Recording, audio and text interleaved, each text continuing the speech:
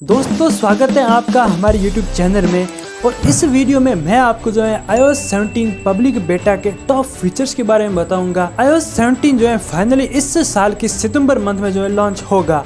आप इसका यूज करना चाहें तो आप जो है एप्पल की साइट पे जाके जो इसे डाउनलोड कर सकते हैं और जो इसे यूज कर सकते हैं। इस वीडियो को शुरू करते हैं और आपको दिखाते हैं iOS 17 के टॉप फीचर्स के बारे में। सबसे पहला फीचर्स आता है स्टैंड बाई का। इस मोड में आप अपने मोबाइल को चार्ज लगाएंगे तो उस टाइम जो है आपका क्लॉक का स्टाइल कुछ अलग दिखेगा। यहाँ पर आपको जो है 2-3 डिफरेंट मोड भी देखने को मिल जाते हैं, उनको आप चेंज कर सकते हैं और ये दिखने में काफ़ी कूल है। और जब जो है आपकी रूम की लाइट बंद करते हो तो ये पूरी तरह से जो है रेड एंड ब्लैक मोड में चेंज हो जाएगा। अगला अपडेट आपको एयरपॉड के कनेक्टिविटी में देखने को मिलता है। इस बार जो है नॉइज कैंसलेशन को जो है एक और ज़्यादा लेवल अप कर दिया गया है। आपको एक और मोड देखने को मिल जाता है। इस मोड में जब भी कोई पर्सन आपको बात करेगा तो जो है नॉइज रिडक्शन जो है वो कम हो जाएगा और सीधे आप जो है उनसे बात कर सकेंगे। और अगला और मेरा फेवरेट फीचर्स है कंट्रोल सेंटर। कंट्रोल सेंटर को जो है इस बार पूरी तरह से चेंज कर दिया गया है। इस बार का कंट्रोल सेंटर थोड़ा बहुत एंड्रॉइड की तरह दिखाई देगा,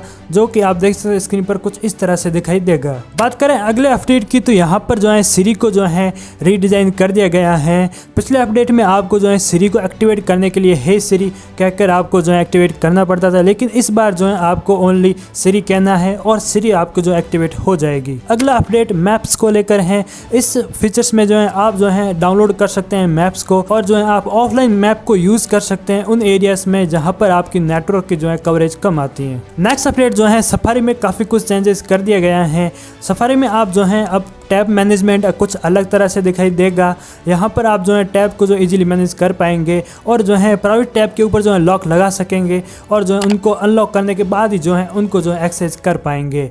और सफारी में आपको जो है मल्टीपल प्रोफाइल भी आप क्रिएट कर सकते हैं। आप जो है 2-3 यूजर के लिए जो है अलग अलग प्रोफाइल बना सकते हैं। अगला फीचर्स मुझे काफ़ी यूजफुल लगा। इस फीचर्स में आप जो है PDF को एडिट कर पाएंगे। इसमें आप सीधे कोई टेक्स्ट एडिट करना चाहे, फोटो एडिट करना चाहे, सीधे आप जो है गैलरी से लगा सकते हैं। अगला अपडेट्स हैं वॉलपेपर्स को लेकर। अब जो है आप वॉलपेपर जो है कस्टमाइज कर सकते हैं, उनके जो है टेक्स्ट साइज को भी कस्टमाइज कर सकते हैं। उन वॉलपेपर के ऊपर जो अपने फोटो को लगाकर उसका बैकग्राउंड हटा सकते हैं, उसमें जो है कलर चेंज कर सकते हैं और भी बहुत सारे आपको ऑप्शन देखने को मिल जाते हैं। बात करें अगले फीचर्स की तो यहाँ पर आपको मैसेंजर में अपडेट देखने को मिलता है।